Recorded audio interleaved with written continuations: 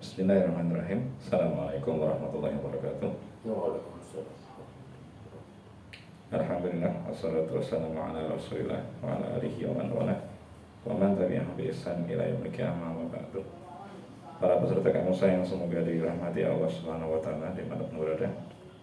Alhamdulillah di pagi ini kita diperjumpakan kembali oleh Allah Subhanahu wa taala dalam rangka untuk mengkaji sebagian dari ilmu agama Allah Subhanahu wa taala, khususnya berkaitan dengan pendidikan anak yang disarikan dari kitab Al-Jami' fi Ahkam wa Adab Sibyan yang seperti biasa akan disampaikan oleh beliau guru kita Al-Ustaz Abu Idris Hingga Subhanallah Hafizahullah Ta'ala.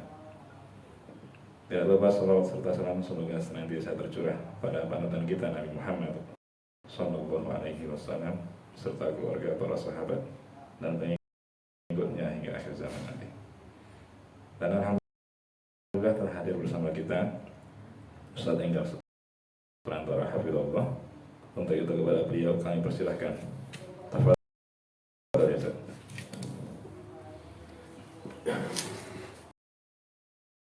Bismillahirrahmanirrahim. Assalamualaikum warahmatullahi wabarakatuh. Alhamdulillahilladzi hadana li hadza wa ma kunna linahtadiya laula an hadana Allah. Asyhadu an la ilaha illallah wahdahu la syarika lah wa asyhadu anna Muhammadan abduhu wa rasuluh. Allahumma salli wa sallim wa barik ala nabiyyil karim al-mab'uts rahmatan lil alamin wa ala alihi wa sahbihi wa man wala wa man tabi'ahum bi ihsan ila yaumil qiyamah. Peserta tamu saya yang dirahmati Allah Ta'ala, pertama kita bersyukur kepada Allah Subhanahu wa Ta'ala di siang ini kita kembali diberi kesempatan Allah Ta'ala untuk mendawamkan amal kita, yaitu kajian, ya, ta'lim wa ta'allum, di mana ini merupakan amalan yang agung, yang mulia, karena kita mencari di dalamnya irsyad dengan berupa ilmu, dan juga kita berharap Allah Ta'ala memberikan taufik kepada kita sehingga ilmu yang kita pelajari itu bermanfaat, ada asalnya pada amal soleh. Dalam sebuah hadis yang dikeluarkan oleh Imam Bukhari dan Muslim dari jalan Abdullah bin Amr ibn al-As radhiyallahu ta'ala anhuma, perihal salah satu wasiat beliau alaihi salatu wassalam kepada Abdullah bin Amr radhiyallahu ta'ala anhuma seputar masalah sholat malam. Beliau mengatakan, ya Abdullah, la takum misla fulani karena yakumul lail wa taraka qiyamal lail. Wahai Abdullah, jangan kamu seperti si fulan, dia biasa bangun malam tapi dia meninggalkan sholat malam. Ini memang konteksnya hadis tentang sholat malam, anjuran untuk sholat malam dan sholat witir. Tetapi Syekh Utsaimin memberikan penjelasan yang sangat bagus tentang hadis ini, di mana beliau memberikan beberapa faedah. Di antara faedah itu dijelaskan dalam kitab Fathul Jalali wal Ikram dan juga dalam Syarah Riyadhus Shalihin. Itu ada dua pelajaran yang kita akan ambil di sini. Yang pertama adalah bahwa beliau ya, menganjurkan untuk mendawamkan sebuah amalan kebaikan, karena mafhum hadis ini itu dalam bentuk karena yakumul lail, dia biasa bangun malam, tapi taroka qiyamal lail, tapi dia meninggalkan sholat malam. Dia bangun malam tapi tidak sholat malam. Artinya mafhumnya itu justru anjuran untuk membiasakan amal kebaikan, yaitu sholat malam dalam konteks hadis ini. Kemudian yang kedua, itu beliau memberikan satu faedah ini yang harus seorang berhati-hati, yaitu at-tahdir min tarki al-amali sholeh, atau dia ini peringatan, sebuah peringatan dari seorang meninggalkan amal soleh. Dan beliau memberikan keterangan amal soleh ini amal soleh yang sebelumnya biasa dia lakukan, dirutinkan, ya, biasa dirutinkan, kemudian dia tinggalkan. Ya, ini ada bahaya besar di belakangnya, karena seorang pada saat dia beramal, kemudian sudah terus-menerus beramal, itu dia bisa beramal itu karena pertolongan Allah, rahmat Allah. Kalau kemudian dia yaqta'uha, dia memutusnya, ya, itu beliau mengatakan terkadang qad yuftatahu lahu babu tahawuni, terkadang akan dibukakan baginya itu pintu menyepelekan, pintu meremehkan, ya, tidak cuma satu amal, fi jami'il a'mal, beliau katakan.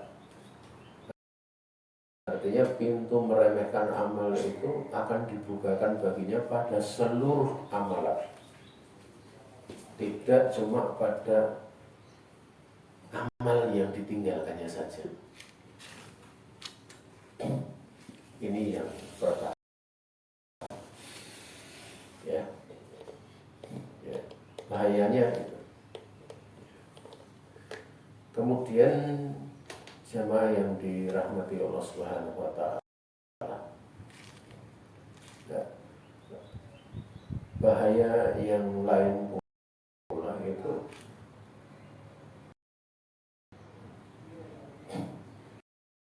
terkadang dia ya, dibukakan pada yang sebaliknya, yaitu amal-amal sayyi'ah. Makanya awalnya itu biasanya akan muncul kebosanan. Dia beramal, dia tinggalkan karena apa? Bosan. Dia tinggalkan karena, dan kita merasakan betul sekarang ini kan kita sudah berlalu COVID. Dulu pada waktu awal COVID itu bahkan ada yang datang kepada kami, nelpon, itu nangis-nangis karena nggak bisa taklim untuk apa? Untuk offline seperti ini, ya. Nangis-nangis. Tapi begitu COVID berlalu, itu sampai hilang dari majelis, nggak pernah datang lagi. Ini kenyataan, memang kadang terhenti. Padahal ini terhenti karena sebuah udzur. Bagaimana kalau terhenti tanpa udzur? Ya, maka seperti yang disebutkan oleh saya ini, kadang dibukakan pintu meremehkan.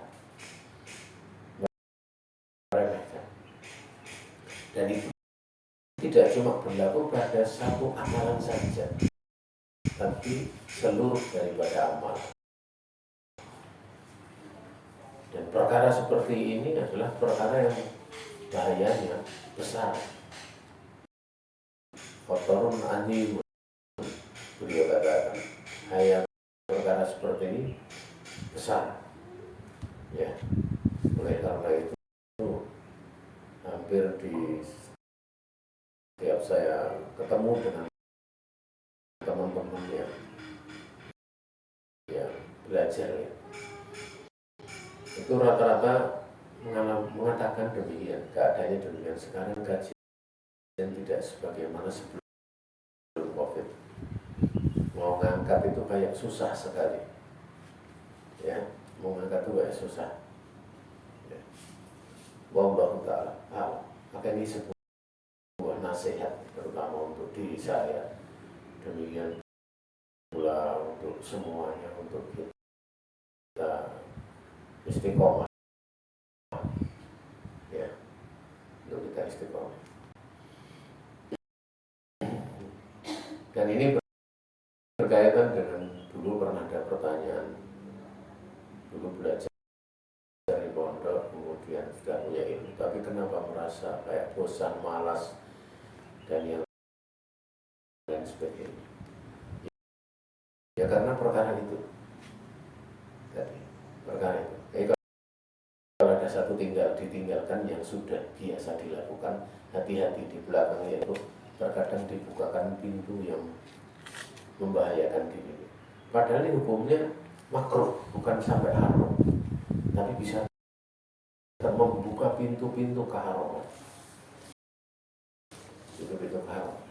Ya, dari kemakruhan atau dari pertama adalah khilaful aula, ya, satu jenis kemakruhan, kemudian kemakruhan tanzih itu sendiri, bahkan bisa jadi kemakruhan tahrim atau perkara yang hukumnya haram. Buat dia pilih. Ya. Maka jemaah yang dirahmati Allah Ta'ala, ini nasihat ya, untuk saya demikian berjamaah, untuk apa istilahnya, kita jaga. Dan apa yang diperingatkan oleh Syekh Utsaimin itu bahkan terkadang yuftahu lahu babba, akan apa, yuftahu lahu babbu, akan dibukakan baginya itu bab untuk tarki arwatib, untuk meninggalkan amalan yang sudah biasa berlaku baginya. Biasa berlaku rawatib itu yang tertib, itu biasanya adalah amalan-amalan sholat wajib atau amalan-amalan wajib. Karena rawatib di situ maksudnya bukan sholat sunat rawatib, tapi amalan yang sudah tertib, sudah terurutkan. Ini pernah ada satu kisah, ini kisah nyata lagi begini. Seseorang dia mondok selama 6 tahun. Kemudian setelah pulang mondok, mungkin suasana tidak seperti pondok, akhirnya dia ikut banyakkan manusia, meninggalkan ini, meninggalkan itu. Sampai pada saat meninggalkan itu, dia kemudian bergaul dengan awam munas. Bergaulnya dengan awam munas itu sampai pergaulan yang parah. Karena bergaulnya dengan laki-laki yang bertato, yang preman. Sampai yang premannya itu pun takut melihat kefuturannya itu.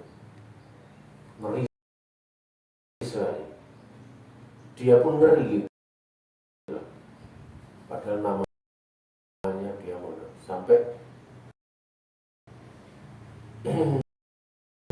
dia menceritakan, premannya itu menceritakan bahwa temannya yang dulu mondok itu sampai menyesal mondok. Akhirnya terjatuh pada berbagai macam kematian. kemaksiatan, bahkan sampai berzina, hamil duluan, ya, orang yang dizinainya, itu bila itu kisah bukan kisah bohongan, ya. Makanya kalau dulu di pondok bagus jaga amalan tersebut. Karena amalan itu akan dirasakan kenikmatannya itu manakala seorang dia menjaga yang wajib. Dan ingat bahwa pada saat menjaga yang wajib itu di dalam kewajiban ada kekurangan. Makanya kalau dalam kewajiban kekurangan, misalnya kayak sholat 5 waktu, kekurangannya ditutup dengan sholat sunat rawatib. Jaga betul masalah ini. Kalau dia mau menjaga kekurangan sholat wajib itu dengan sholat sunat rawatib, akan dibukakan pintu-pintu sholat lainnya, sholat sunat lainnya. Dan seorang kalau sudah mendekatkan diri kepada Allah dengan perkara yang wajib, di mana itu perkara yang paling dicintai Allah, sebagaimana dalam hadits qudsi, kemudian dia mendekatkan diri kepada Allah dengan amalan yang sunnah, ya, sampai kemudian Allah Subhanahu wa Ta'ala mencintainya, ya, hatta uhibbahu, sampai aku mencintainya, kata Allah. Kalau sudah seperti ini, sampai nanti diberi bimbingan penglihatannya, pendengarannya, tangannya di dalam bergerak, kakinya di dalam melangkah, diberi bimbingan oleh Allah Subhanahu wa Ta'ala, itu tidak mungkin hatinya itu nggak bahagia. Mesti bukan bosan, tapi dia merasakan manisnya ibadah. Mau itu menuntut ilmu, hadir di majelis ilmu, mau itu kemudian dia sholat ataupun apa saja, akan merasakan kekusukan, kenikmatan. Dan kekusukan, kenikmatan di dalam ibadah ini menjadikan kita akan bisa selamat dari bahaya besar, yaitu dunia.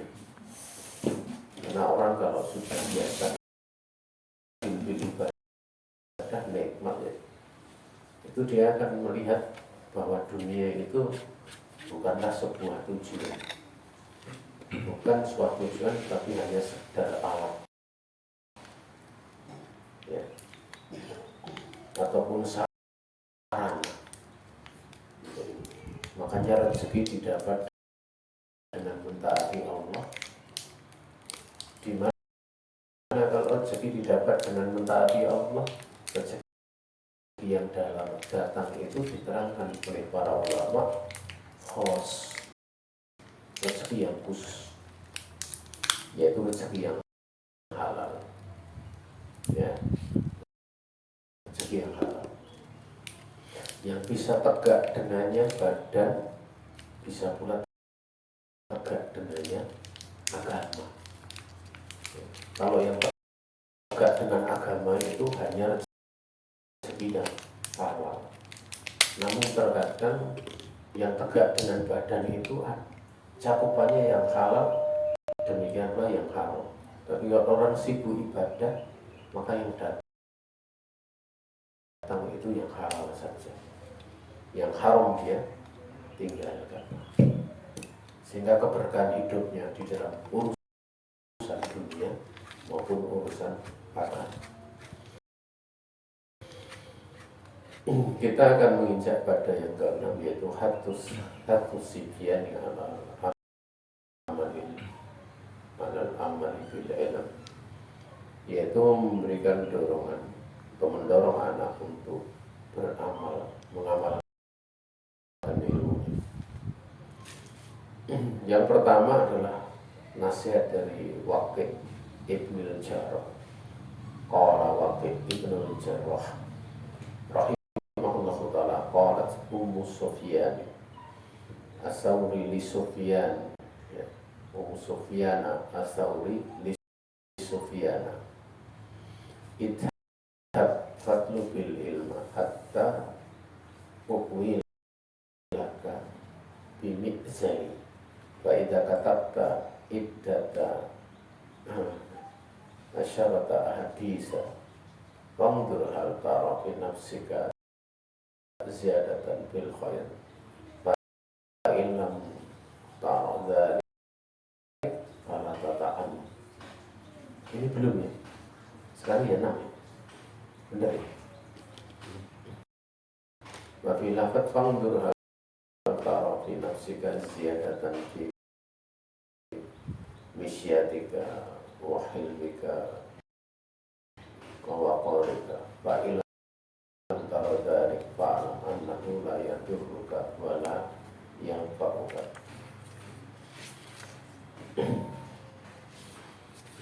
Berkata Waqi' bin Jarrah, beliau menukil nasihat ataupun kisah yang terjadi antara Sufyan dengan Sufyan as-Sawri. Telah berkata ibunya Sufyan kepada Sufyan as-Sawri, pergilah kamu, carilah ilmu sampai ukmilaka bimizan, ya, sampai aku ini akan meratapimu, ya, dengan alat tenun ini, alat pengintal benang jadi kain tadi. Itu ada dua kemungkinan makna. Kemungkinan makna pertama, silahkan kamu pergi, mungkin aku akan menangisi kamu, meratapi bagaimana suara pemintal ini. Pemintal tenun itu kan diputar terus.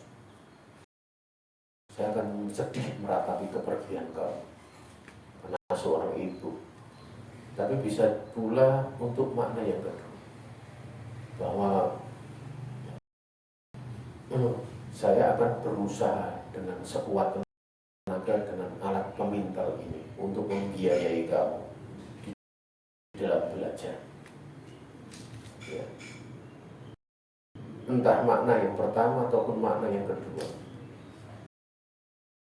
itu adalah sebuah ungkapan bahwa seorang ibu begitu menginginkan anaknya belajar, ya. Apabila kamu sudah mencatat beberapa 10 sekian hadis, maka perhatikan apakah kamu melihat pada diri kamu itu tambahan kebaikan. Kalau kamu tidak melihat yang demikian itu, fala tata'an, ya.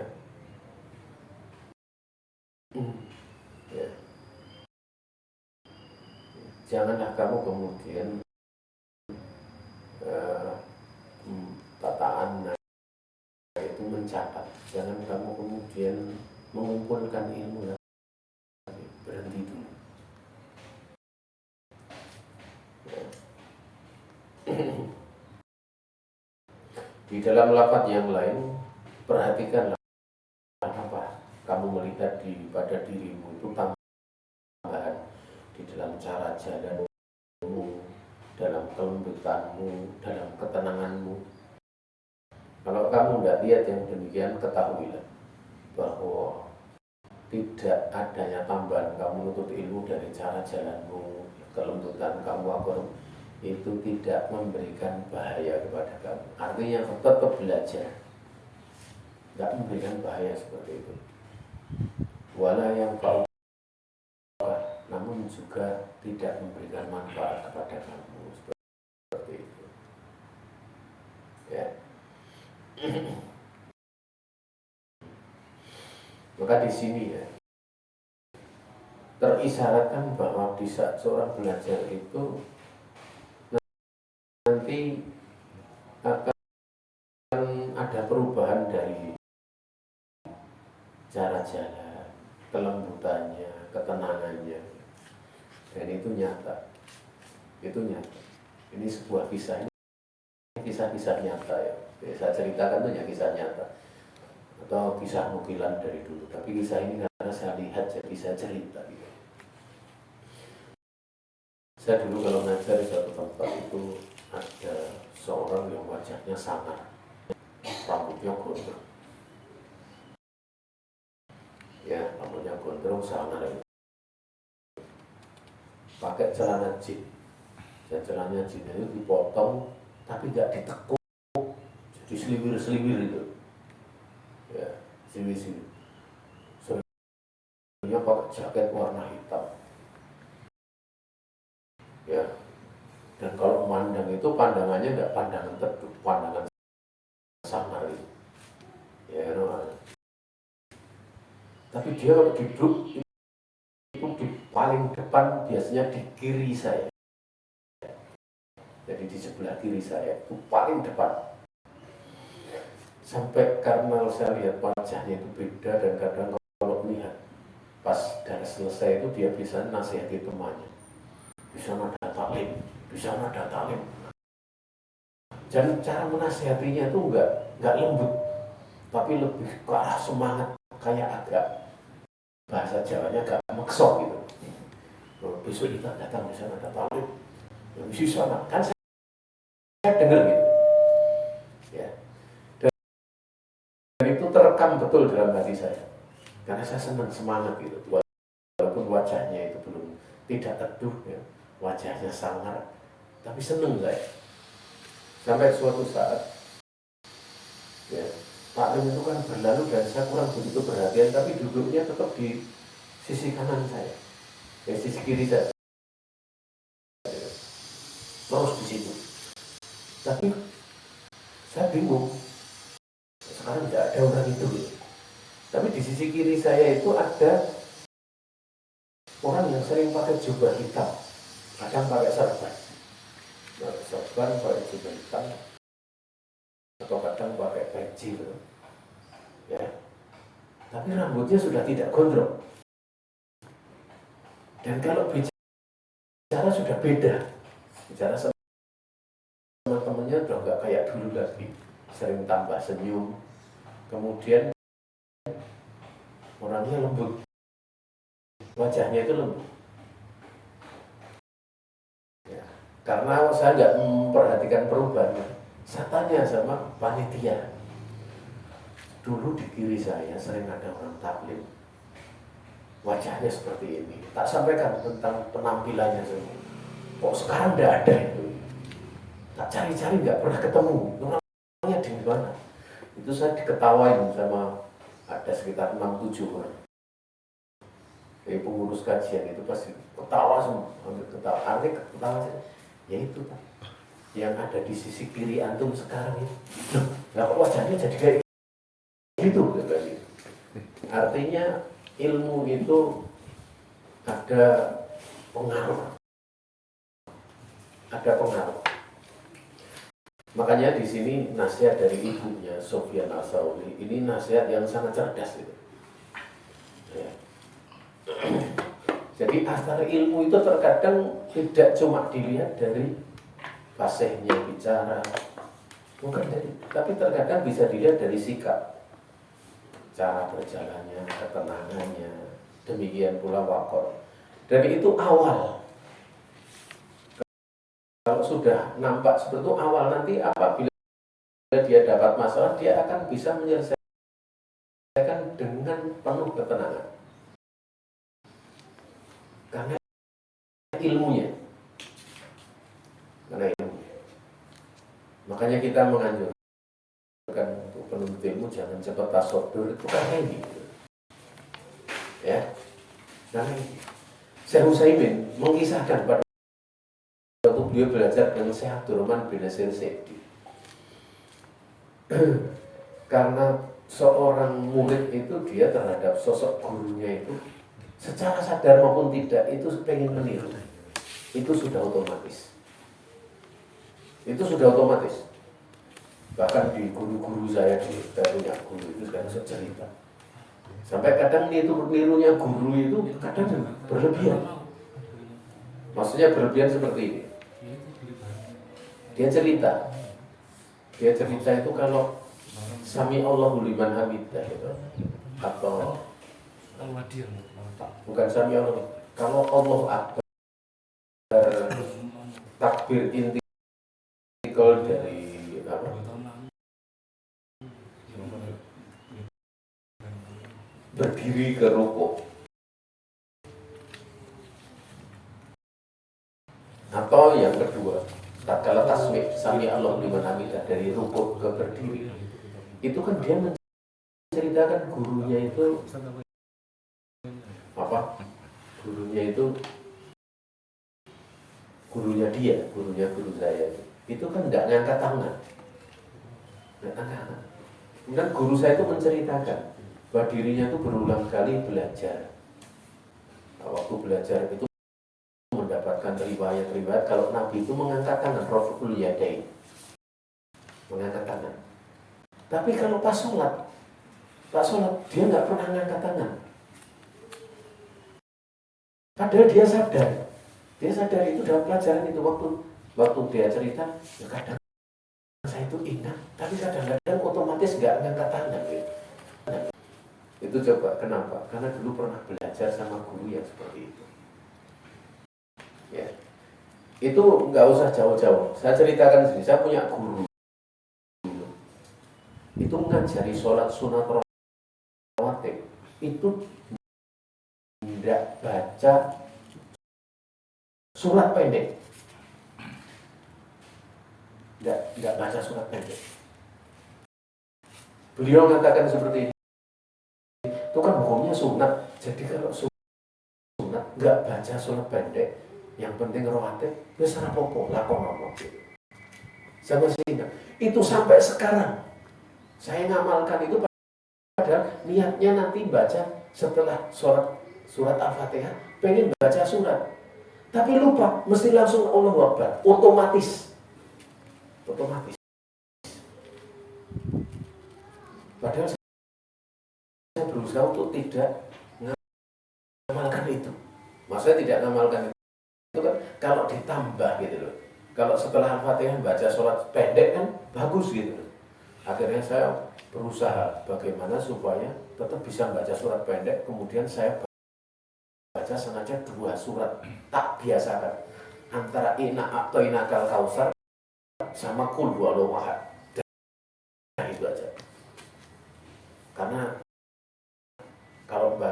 setiap kali lupa, itu langsung begitu Al-Fatihah amin, langsung Allah Akbar rukuk. Itu otomatis. Itu bahwa asar belajar pada seorang guru itu sangat kuat. Sampai kita ingin itu kok bisa otomatis seperti ini, saya pikir sampai lama gitu. Oh iya, karena kadang seperti itu. Dan diceritakan oleh guru saya pada waktu beliau itu susah untuk mengangkat kedua tangan pada waktu mau rukuk atau Sami Allahu liman hamidah itu dengan mengangkat kedua tangan, karena dia dapat dari gurunya itu prakteknya nggak seperti itu, padahal dia tahu hadisnya. Dia cerita karena dulu pernah mendapatkan guru saya seperti itu, jadi kayak otomatis. Jadi saya kalau mau mengangkat tangan harus mikir dulu, diingat-ingat, nanti saya angkat tangan gitu. Itu mirip kejadian saya kalau saya mau baca surat setelah Al-Fatihah, itu mikir dulu. Kalau nggak mikir, udah otomatis begitu amin langsung Allahu Akbar. Ya, karena memang Allah Ta'ala itu memberikan petunjuk itu ya, dia ada sebab-sebabnya atau ada urutannya, ya, wahakata. Maka di sini jamaah yang dirahmati Allah Ta'ala ya, fangdur hal taro fi nafsika ziyadatan fi misyatika. Ya. Perhatikan betul, fangdur itu nador. nadur itu memperhatikan dengan teliti. Makanya nadur itu meneliti dalil dengan sebutan nadur. Makanya orang mau menikah itu juga nadur, diperhatikan betul. Bukan sekedar melihat oh cantik, itu enggak, tapi diteliti. Nabi alaihi salatu wasallam sampai menganjurkan sahabat Ansor mau menikah, sahabat Muhajirin tatkala menikahi wanita Ansor, perhatikan bagian matanya. Karena matanya wanita Ansor itu ada sesuatu. Maaf, bahasanya mungkin agak kero dikit aja. Perhatikan. Waktu teliti. Jangan-jangan begitu menikah, loh, berlaku kero, kan gitu. Itu sampai seperti itu lafadznya nadar. Artinya melihat dengan teliti. Maka perhatikan apakah pada dirimu itu ada tambahan dari cara jalanmu. Artinya tambahan kebaikan. Ya, kemudian ilmu menyelesaikan masalah kelembutanmu gitu. Ya, demikian pula wakor, ketenangan. Ya, ini menuntut ilmu, jangankan menuntut ilmu ya, menuntut ilmu. Ya. Misalnya kita melihat ada orang sebelumnya nggak pernah amal dzikir pagi petang. Kemudian dia sering dzikir pagi petang. Itu saja dari wajahnya udah, itu ada perubahan. Nampak ketenangan, nampak sikap wakor. Ya. Wallahu ta'ala alam. Tapi kadang kalau seperti itu nggak saya ceritakan. Karena pernah ada satu murid saya itu dikit-dikit ngeluh. Ya, dan udah kamu pernah dzikir pagi petang? Nggak pernah. Udah dzikir pagi petang aja. Dan itu saya nasihati pada saat apa? Pada saat dia punya masalah mengadu. Karena kalau nggak punya masalah dinasihati itu susah. Tapi kalau pas ada masalah, nah itu gitu. Akhirnya suatu saat benar dia punya masalah. Sampai selesai masalah itu nggak cerita sama saya. Gitu. Karena waktu selesainya masalah itu lewat saya, jadi dia kehilangan barangnya itu ketemu lewat saya. Kemudian saya sampaikan, coba kamu ambil tuh barang yang hilang di sana itu. Dia langsung, alhamdulillah, saya udah pusing. Kemudian saya berusaha wudhu, sholat 2 rakaat, dikembalikan oleh Allah. Nah, ini, tapi saya nggak cerita. Nah, ini hasilnya dzikir pagi petang. Kalau sebelumnya dia sering ngeluh sama saya, ngeluh inilah, ngeluh itulah gitu. Akhirnya kita capek gitu. Karena udah dinasihati, nasihatnya sama. Mau dinasihati lagi, nasihatnya sama lagi gitu. Yang penting itu diamalkan. Itu diamalkan, ya. Kadang kalau belum diamalkan, tanya lagi kita khawatir bagian daripada kasratus soal, ya, banyak bertanya yang tidak karena menuntut ilmu, bukan karena untuk diamalkan. Kemudian jamaah yang dirahmati Allah Subhanahu wa taala, Al Hasan Al Basri rahimahullah, atau tadi saya lupa, saya tambahkan yang saya bisa berguru sama Syekh Abdurrahman bin Nasir Sa'di. Itu saking senangnya sama Syekh Abdurrahman bin Nasir Sa'di. Syekh Abdurrahman bin Nasir Sa'di itu kalau punya tulisan susah dibaca. Tulisannya kayak dokter, tapi bahasa Arab. Ya kayak dokter. Pokoknya susah dibaca, yang bisa saya. Itu saking senangnya sama Syekh Abdurrahman bin Nasir Sa'di. Itu ditiru sama murid-muridnya. Tulisannya itu ditiru. Ya. Saya punya teman ngaji juga seperti itu. Guru saya itu kalau pas mau sholat mesti pakai yang begini ya. Pokoknya mau sholat mesti tak perhatikan, nah gitu ya gitu. Gitu. Akhirnya apa? Ada satu muridnya, ini teman saya namanya Yahya, tapi itu belum di orang Kalimantan. Itu kalau mau sholat mesti begini. Tak cerita kamu, saya cerita sama teman itu, niru Ustaz dulu gitu. Waktu ditanya, kamu niru satunya, niru apa? Dia tidak sadar, tidak sadar. Waktu ditunjukkan, itu baru dia tahu. Itu satu gambaran gitu, satu gambaran dari tindak tanduk. Itu menunjukkan bahwa terkadang tindak tanduk seorang guru pada saat beramal itu sangat diperhatikan murid. Ya, sangat diperhatikan murid. Ya.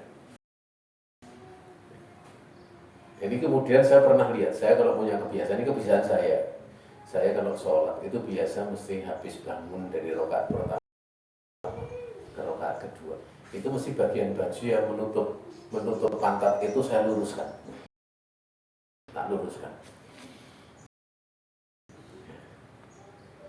Itu otomatis dan saya nggak niru siapapun, nggak niru, cuma pengen rapi saja gitu, seneng kalau pantatnya tidak kemudian nakuk.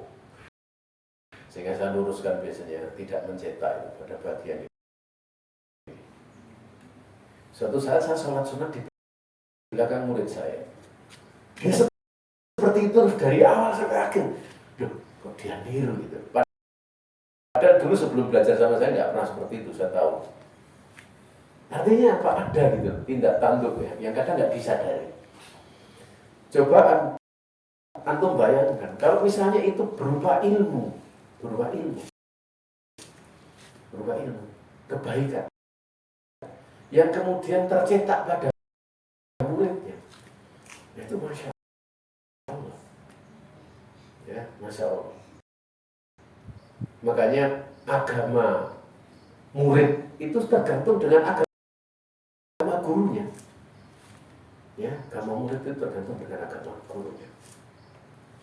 Kemudian Al-Hasan Al-Basri rahimahullahu ta'ala qala, Hasan Al-Basri rahimahullahu ta'ala dia berkata, kana rajul idza talabal ilma lam yalbath an yura dzalika fi takhassuhi wa basarihi wa lisanihi wa yadihi wa salatihi wa yudhi wa in kana rajul la yusibul baba min abwabil ilmi fayamalu bihi fayakun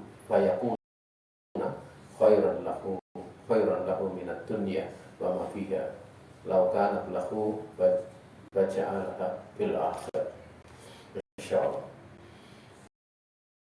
Berkata Hasan Al-Basri, seorang laki-laki ketika dia menuntut ilmu, maka ilmu tersebut ya, tidak akan berhenti, ya, tidak akan berhenti pada apa yang terlihat, ya, tidak akan berhenti karena yang demikian itu akan terlihat pada anjuro dari kapita khusyuhi, ya, akan terlihat ilmu tersebut pada kusuknya, pada caranya memandang, pada lesannya, cara berbicara, pada tangannya, pada sholatnya, dan pada zuhudnya. Ya. Dan jika seorang laki-laki itu benar-benar dia mendapatkan satu bab dari bab-bab ilmu, kemudian dia mengamalkan dengannya, maka itu menjadi kebaikan baginya yang lebih baik dibandingkan dunia dan apa yang ada di dalamnya. Ya, tentunya di situ andaikan, ya, lahu baginya dia menjadikan amalan tersebut atau amal atas ilmunya tersebut untuk akhirat. Karena kalau untuk dunia jadi ada celaan sisi lain. Ini satu nasihat yang berharga. Jadi beliau menyebutkan nanti cirinya nampak ada khusyuknya, ya, pada cara melihatnya, kemudian lesannya, tangannya, ya, sholatnya dan zuhudnya. Jadi akar ilmu itu di situ, ya, pengaruh ilmu. Dan tadi telah diingatkan, ya, bahwa ilmu itu cara mengamalkannya supaya mudah, ya. Kalau orang ingin mudah untuk beramal, jaga lisan, udah itu aja. Jaga lisan. Artinya kalau sudah beramal, jangan diceritakan. Jangan suka cerita.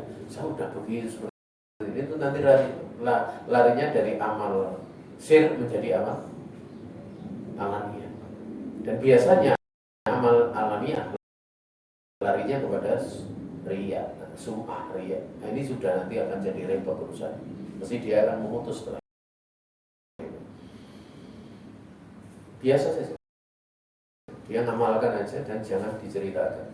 Kalau dia berbicara awal-awal yang baik, ya kaitannya bukan dengan amal, tapi ilmu, ya hal-hal yang bisa mendatangkan kebaikan. Wallahu ta'ala a'lam. Kadang seorang amalan puluhan tahun, mungkin 10, mungkin 20 tahun bisa hilang hanya karena dia menjadikan amalan siriyah itu amalan alamiah. Kemudian terjatuh pada riya ataupun sum'ah. Hilanglah amal yang sudah puluhan tahun dia lakukan. Nah, dan biasanya kalau seperti ini, itu seperti yang diceritakan oleh tadi disinggung di awal, saya bisa menyebutkan bahwa kalau meninggalkan amal kebaikan yang biasa dia lakukan, itu kadang dibukakan pintu meremehkan pada seluruh jenis amalan. Ya, qad yuftahu lahu babat tahawuni fi kulli jami'il amal atau fi jami'il amal. Ini sangat berbahaya. Ya, beliau menjelaskan dari hadis yang tadi kita singgung dari Abdullah bin Amr bin As. Jadi ya terkadang dibukakan padanya itu pintu meremehkan pada seluruh amalan, Dan biasanya kalau dia meninggalkan kemudian dibukakan pintu seperti itu, biasanya kalau ada orang beramal juga dia meremehkan. Jadi tidak sekedar meremehkan amal, tapi meremehkan orang yang beramal. Dan itu repot kalau sudah seperti itu. Kadang dia bentuknya bukan sekedar meremehkan, dia juga menyombongkan diri. Oh, dia baru sholat 2 rakaat. Saya 20 tahun sudah sholat, tapi sekarang berhenti kan gitu kan. Nah, masalahnya itu gitu. Jadi amalan yang dilakukan sudah 20 tahun itu yang asal setelah berhenti hanya dikarenakan berubah dari satu amalan sir ke alam alamiah, berubah dari alamiah kepada riya dan sum'ah, itu kemudian tidak sekedar amalan terakhirnya yang memutus, tapi amalan yang dilakukan 20 tahun itu bisa gugur karena sebab itu tadi. Oh, kamu kan baru 1 tahun, saya 20 tahun loh. Tapi kalau ditanya, sekarang tesik ngamalkin betul. Oh, sudah enggak. Yakin gitu. Itu nyata seperti itu. Ya, nyata. Makanya jagalah lisan. Dijaga lisan. Ya. Wallahu ta'ala a'lam.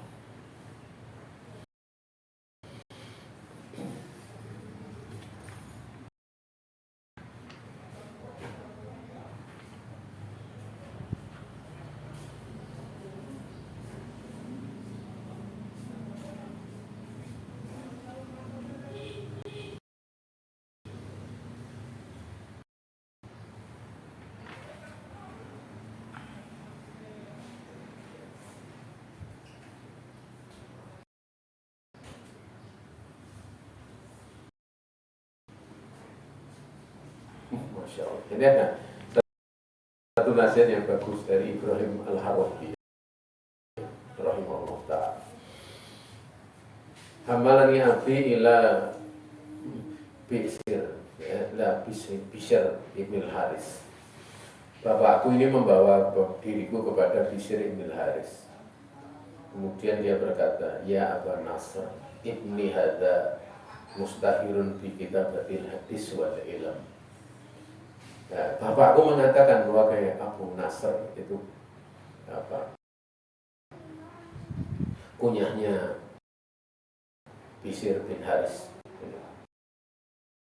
Anakku ini sangat masyhur di dalam mencatat hadis dan ilmu. Yaitu Ibrahim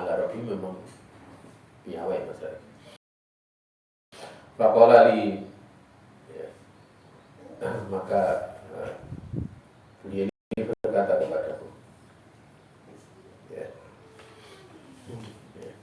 yaitu maksudnya siapa? Ibrahim Bishr ini, Ibn Haris, dia berkata, wahai anakku. Disebutkan wahai anakku itu biasa, tidak, walaupun bukan anaknya, anak orang lain pun wahai anakku gitu. Wahai anak kecil pun, hadzal ilmu yang bagi an yu'mana bihi kulluh.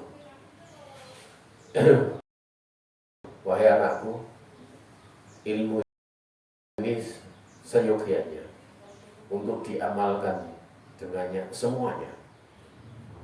Fa illam yu'mal bihi kulluh fa min kulli mi'atain khamsatun. Kayak zakat ya. Fa misla zakati dirham. Ya. Kalau amal ini tidak diamalkan, maka pada setiap 200 itu ada 5. Ada 5. Semisal zakat dirham. Zakat dirham. Artinya kalau dimiliki, minimalnya itu 20,5% itu diamalkan. Kan itu, seperti itu maksudnya. Ya. Artinya itu bisa menimbulkan bahaya. Yang 5 itu bisa menimbulkan bahaya di antara 200. Kalian lihat, semua ilmu yang dipunyai oleh Nabi itu ada yang tidak dilakukan oleh Nabi. Contoh misalnya, doa di antara adzan dan iqamah. Tapi Nabi menyampaikan bahwa itu apa? Doa adzan iqamah itu diijabahi oleh Allah, la turad, tidak ditolak. Ya. Nabi alaihi salatu wassalam itu tidak banyak melakukan sholat duha, tapi beliau memberikan wasiat para sahabat dan sebagian sahabat dengan sholat duha. Ada beberapa amalan dilakukan oleh para sahabat, Nabi tidak mengamalkan. Tapi dimutlakan seluruh daripada akhlak Nabi itu Al-Quran. Ya. Sehingga di sini keberkahan ilmu itu sangat erat kaitannya dengan pengamal. Tapi tentunya perlu dirinci ya. Kalau ilmu itu sifatnya wajib, ya mesti diamalkan. Tidak boleh 2,5%. Tapi kalau Imam Nawawi menjelaskan seputar amalan sunnah, kalau ada suatu hadis tentang sunnah, amalkanlah walaupun hanya sekali seumur hidup. Saya dulu guru saya habis ngajar mesti kalau ada amalan sunat itu dikir ya dikir saat itu gitu loh. Saat ngajar itu langsung dikir. Tak tanya. Ya itu ngamalkin minimalnya sekali seumur hidup sebagai satu kecintaan kepada Nabi. Kan hukum nggak wajib gitu. Nggak wajib. Itu guru saya langsung ngamal saat itu. Tapi dikir-dikir yang tidak ditentukan waktunya, ini umum. Jadi kalau ada keutamaan dikir yang umum itu beliau langsung habis itu dia nggak lanjutkan taklim. Misalnya la ilaha illallah harus syarikalah apa yang panjang itu. Beliau langsung biasanya itu kadang 1 kali, kadang 3 kali gitu. Taklimnya berhenti langsung dia ngamalkan, lanjutkan lagi ngaji ini gitu. Ini yang saya ingat waktu saya belajar. Ya, saya belajar. Karena beliau memang kebiasaan sebelum apalagi kalau pas ada aja Nabi mengajarkan doa yang panjang dalam Sahih Muslim itu, biasanya beliau berhenti langsung.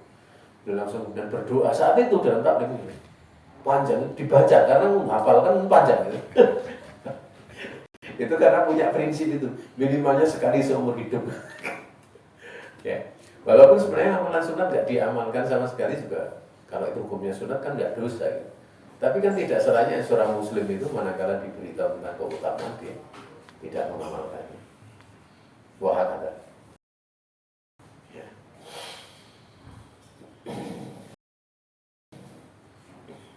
Jamaah yang dirahmati Allah Subhanahu wa taala. Ya. Kemudian bapakku mengatakan, apa nasa? Tat'ulahu, mbok kamu doakan dia. Itu dia adalah pertanyaan, tapi sigurnya permintaan. Ingat ya. Ya. Ya. Ya. Kadang ada sigur yang bisa berubah dari satu ke satu ke yang lainnya, atau mungkin itu bisa jadi takwil, ada semacam isim istifhamnya jadi ada, atau bisa harfu istifham juga bisa yang dimaksud. Tapi manakala tidak demikian ya terkadang ya, ini menunjukkan suatu permintaan untuk mendoakan anaknya ya. Dan ini termasuk dari balagh Al-Quran ya. Balagh Al-Quran itu luar biasa sekali.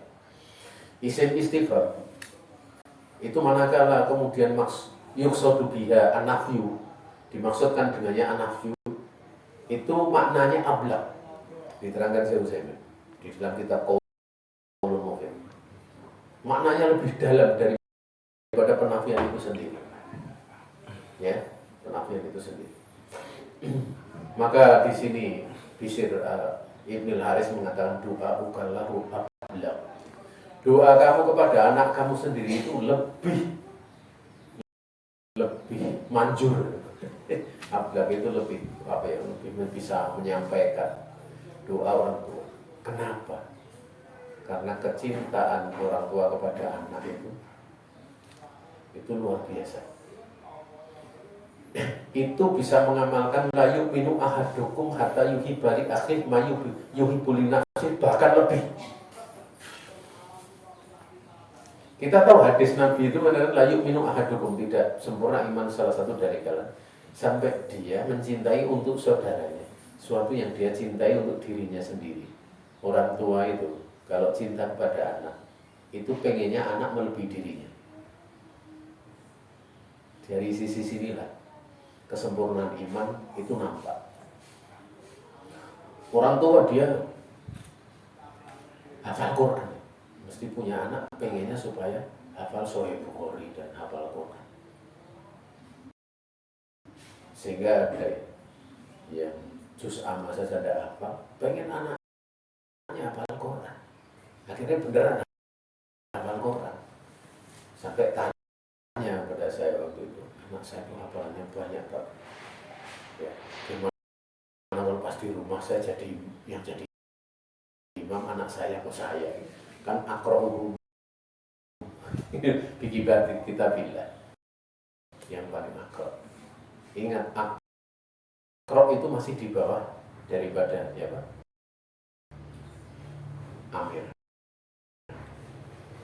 Di dalam keluarga wali itu antum, maka wali itu aula bil imam minal akra'. Wali itu lebih berat jadi imam sholat dibandingkan orang yang lebih bagus bacaan Al-Quran. Jadi imamnya tetap menjadikan walaupun qul ya ayyuhal kafirun. Iya, walaupun qul ya ayyuhal kafirun. Itu kan biasanya kayak gitu nih.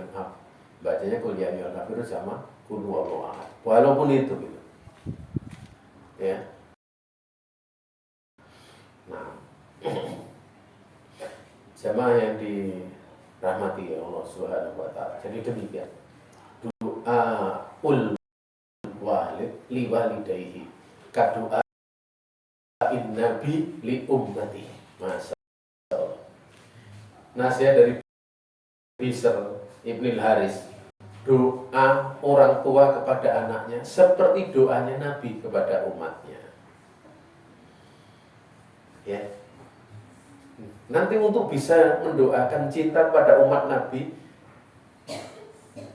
untuk seorang bisa naik menjadi cinta kepada umat Nabi, pelajari ilmu dulu. Kalau nanti ilmunya itu bermanfaat di tengah umat, itu nanti akan sampai pada ini.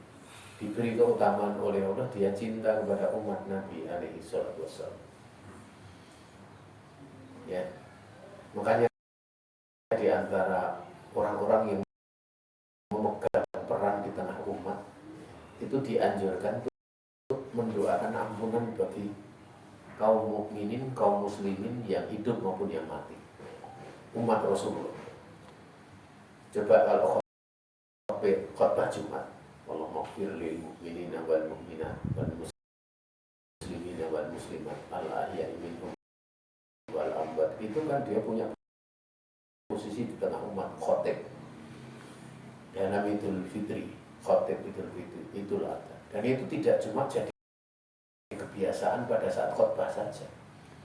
Kalau dia punya waktu di dalam entah dalam sholatnya atau di luar sholatnya dia berdoa, jangan kosong dari mendoakan umat Rasulullah SAW. Jadi kalau sudah sampai pada taraf seperti itu, ya dia berarti mencintai umat Nabi SAW. Dan kalau sudah mencintai itu nanti walaupun mereka berbuat nakal, itu misalnya nakal, itu tidak akan menghilangi kecintaannya sebagaimana Nabi SAW kepada umatnya. Sebagaimana orang tua kepada anaknya itu kadang nakal gitu. Walaupun nakal itu nggak ya apa gitu.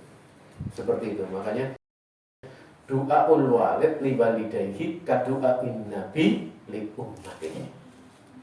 Ini termasuk dari kata-kata berharga dari nasihat para ulama.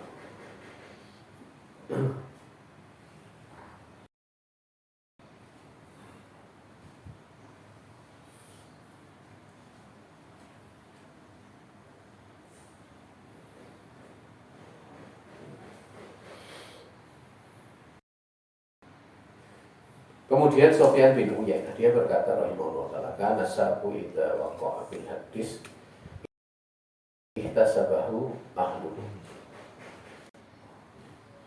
Berkata Sufyan bin Uyainah rahimahullah ta'ala, seorang pemuda ketika dia waqa'a bil hadis, dia berada dalam hadis, maka sibuk dalam hadis, maka dan keluarganya akan menahannya. Masih menahan apa? Sibuk. Dia dinasihati untuk segera beramal. Jangan mengumpulkan hadis terus, tapi amal. Qala al-Khatib yakni annahu kana yastahidu fil ibadah istihadan yaqta'uhu an ahli. Oh dah ya. Kita sabau ahli. Ini maksudnya ternyata ada koreksi. Kurang ada.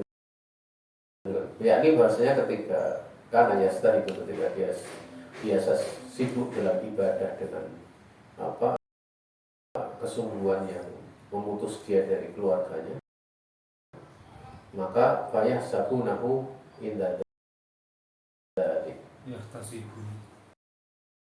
yahtasibuna nahu indah dari, maka mereka kemudian menahan dia pada saat seperti itu. Dan di sini kaitannya malah justru beramal, ya. Jadi bukan sibuk hadis itu dalam arti itu. Wafa'afil hadis itu maksudnya adalah dia beramal.